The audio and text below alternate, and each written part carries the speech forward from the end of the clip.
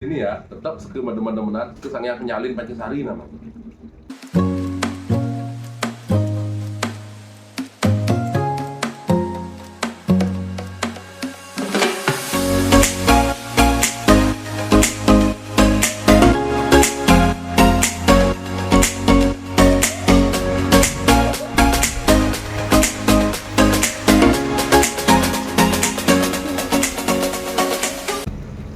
Sosial Pak, Iya, kami dari kelompok 4, di sini kami ditugaskan untuk mencari data mengenai tari sanya, tari sanya Pancasari.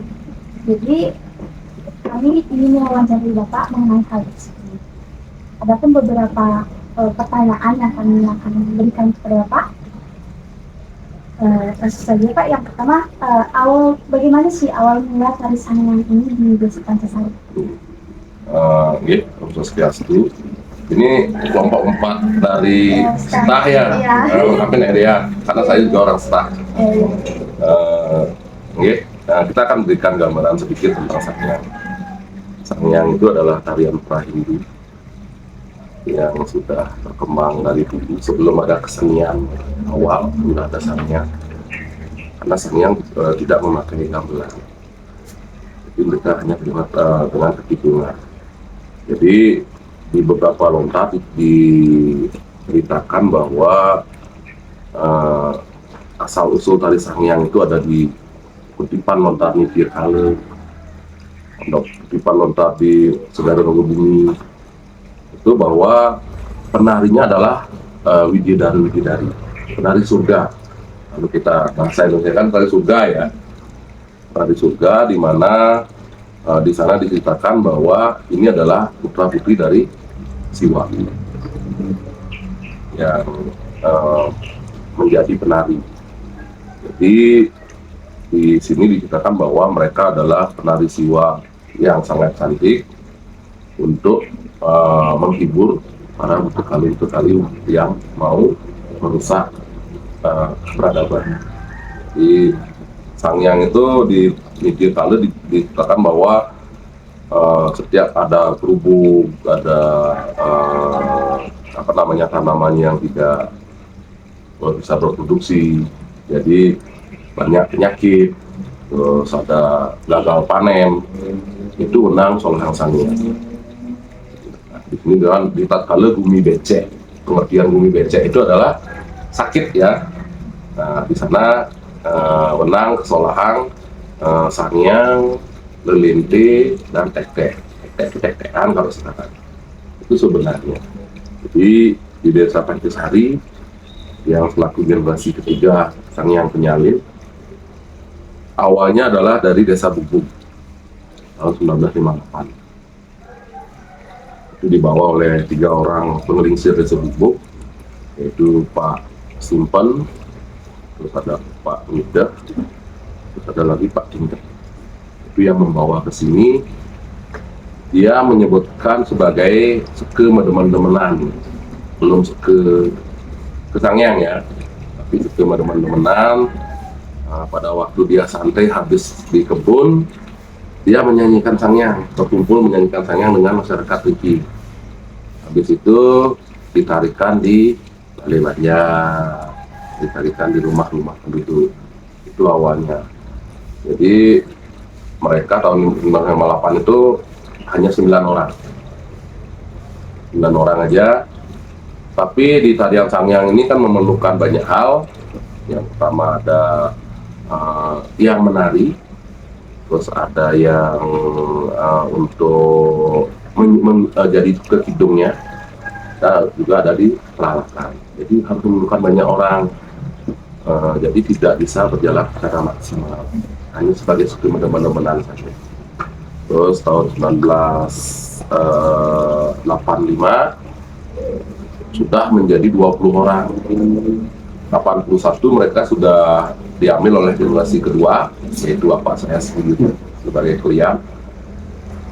Di sana sudah mulai, tapi belum berbentuk seke ini ya, tetap seke medemen-demenan, kesannya penyalin Pancasari namanya. Terus mereka ada 20 orang, termasuk masyarakat di sini ikut bergabung. Mereka musola di rumah-rumah di Balai Banjar yang ada upekara kecaruan. Jadi ada yang mau nyolahang itu kayak gitu. Terus yang di generasi ketiga mulai di 2010 karena orang tua Tiang juga mulai sakit-sakitan dan mulai menurun lagi menjadi 9 orang, 11 orang, 9 orang lagi, dan mereka juga tidak bisa melakukan secara maksimal, hidup apapun juga belum, karena niki panjang 12 yati, jadi sangat banyak, 40 menit mereka harus hidup sampai 1 jam. Jadi karena sudah mulai rabun, nggak lihat bacaan, jadi mereka mulai mencari generasi yang baru. Nah, sebelumnya tahun 1958 itu grup Niki sudah diakui oleh Bapak Gubernur itu Bagus Mantu pada saat itu. Mereka dapat musola nyambut Pak Gubernur dan beberapa kali ikut musola di Singaraja dengan Dinas Kebudayaan. Habis nikah yang tahun 2010 yang mulai masuk di sana dengan regenerasi. Terus yang ngumpulin 16 orang teman-teman jadi menjadi Seke. Terus 2012 kita berikan nama Seke Sanghyang Puspo Menegiri. Nah, Seke Sanghyang Puspo Menegiri itu berdiri tahun 2012. Itu pertama 16 orang, itu rata-rata adalah regenerasi dari orang tua mereka yang jadi Seke. Lebih banyak dari yang generasi yang jadi Seke. Terus penarinya juga itu tidak bisa ditunjuk karena kecatri, tidak bisa Seke pun ada yang nggak bisa nari, tidak bisa menarikan karena tidak jodoh. Sanghyang itu tidak bisa kita arahkan sendiri karena ide yang musola yang pegang itu adalah penarinya. Jadi yang musola itu adalah sangyangnya, tapi lewat perantara rotan ke penyalin itu kan, itu perantaranya. Jadi 2012 yang mulai nyakapang, nanti nyakapang ya, berarti antara Seke dan penyalin itu menyatukan di depan antena. Nah, itu dengan banyak hal yang itu diperdalam. Nah, terus habis nikah muncullah generasi baru sebenarnya. Anak-anak juga mau mulai, sekarang pun anak Tiang pun penarinya, salah satu anak Tiang penari sangyangnya yang sering ikut menarikan. Jadi itulah sangyang, unik tapi susah diceritakan, sangat unik tapi sangat susah diceritakan. Jadi untuk sampai saat ini kita tidak melanggar pakem. Jadi apa pakem dari sangyang itu kita ikuti. Tidak bisa ada yang minta tapi nggak boleh pakai dupa, nggak bisa. Jadi harus dimengerti apa itu sakral dan profan, harus dipahami dulu. Tapi itu ke arahnya. Jadi berarti sangyang itu memang kita tidak bisa ceritakan dari mana. Karena prahindu siapa yang menemukan dulu kami nggak berani. Intinya kami adalah generasi dari desa buku yang kita nyanyikan sampai sekarang. Jadi generasi ketiga. Langsung saja, menurut Bapak, apakah boleh kalau tari sangyang ini dipentaskan sebagai produk wisata dan dipertontonkan untuk khalayak umum dalam atraksi wisata? Apakah hanya dikhusus sebagai tarian sakral? Kalau dipertontonkan siapa aja bisa nonton, bukan ada harus si A, harus si B atau yang sudah Dwi Jati aja nonton, enggak. Karena intinya bahwa kita tidak melanggar pakem yang saya sebutkan tadi. Jadi seperti dia musola kemarin di Lopina, mereka tidak boleh melanggar aturan-aturan yang ada di sangyang itu. Seperti kami wajib melakukan pendudusan, kami wajib melakukan upacaranya. Kalau nggak boleh ya enggak. Intinya bahwa upacara itu tidak boleh dilanggar. Aci-acinya nggak boleh dilanggar.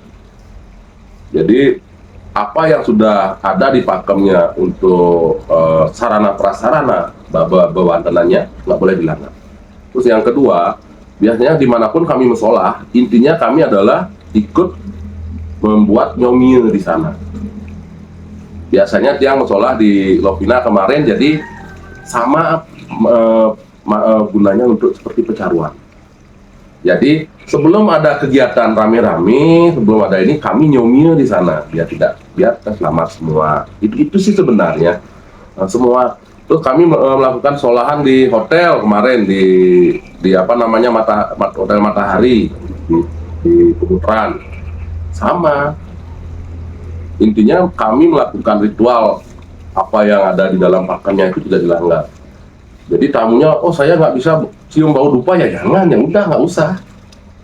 Oh saya nggak boleh mau kena pertigaan bedah, nggak bisa. Itu memang sudah ada di sana. Dia nggak pernah memotong hal itu. Jadi memang itu sudah menjadi kewajiban kalau mau nyolong hasilnya ya harus seperti itu. Nggak boleh maturan, jadi nggak bisa. Karena kami tetap harus maturan di pelinggih mereka untuk di biunin di lungun karangnya. Karena ini kan dalam, taksu dalam. Kayak gitu. Jadi hal dipertontonkan dimanapun boleh. Tapi intinya tidak boleh melanggar pakem-pakem yang sudah ada. Jadi kesucian pun masih di sana. Jadi kalau tiang dengan teman-teman di sini dengan sege bahwa yang ngiringang ide taksu musola untuk kegiatan-kegiatan dimanapun juga, kecuali satu di tempat sebel. Ya nak nganten nggak boleh, nak mati dan itu kan paham ya, sebel ya. Yang di tempat sebel sama sekali nggak.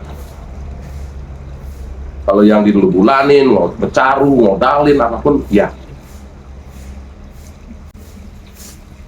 Pertanyaan selanjutnya, menurut tanggapan Bapak, apakah tari sanggar penyalin bisa memberikan suatu hal yang baru untuk pariwisata saja? Kalau kesenian itu semuanya pasti ada ini ya, ada uniknya. Jadi karena di kesenian penyalin Riki memang kami tidak melakukan promosi besar-besaran untuk ini, karena yang intinya ngiringan di taksu amanah nak walemin ya musola. Yang tidak mempromosikan bahwa kami akan bawa ini ke budaya, belum.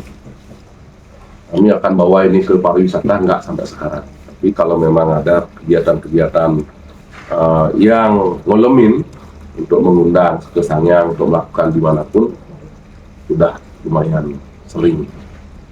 Termasuk mewakili Bu Leleng di PKB untuk ada kegiatan apa namanya parade budaya,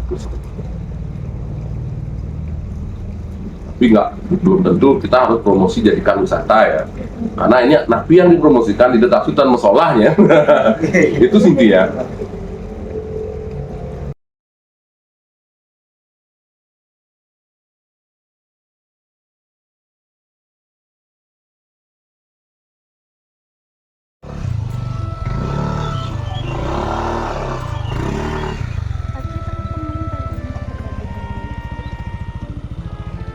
Di rumah saya.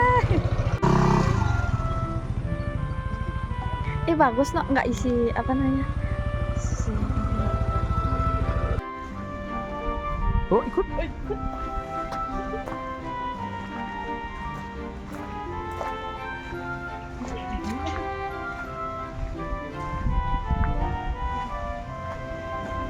Kalau sangyang itu dia kan keren kan, taruhan ide dalam maksud yang itu udah makamnya udah jelas.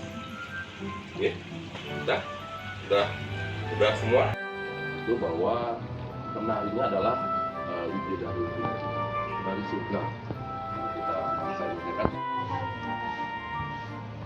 Kalau proposal, terus apa namanya, skripsi,